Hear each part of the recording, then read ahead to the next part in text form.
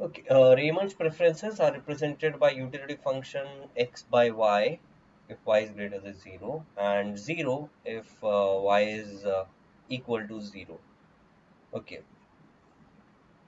Uh, Raymond has ICs which are rectangular hyperbolas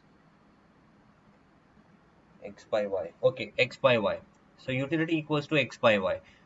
Let's construct any particular IC. Utility equals to x by y, which is equals to, let's say, 4, which implies the utility function becomes y equals to 1 by 4x. So this is the uh, equation for IC level 4. Y equals to 1 by 4x. This is your y equals to 1 by 4x. So this is utility level 4. What is going to be utility level 3? So utility level 3 is going to be y equals to 1 by 3x. So this is going to be your utility level 3.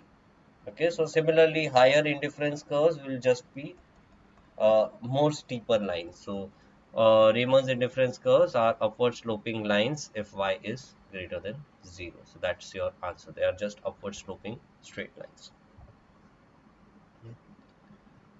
Uh, Eighth. Okay.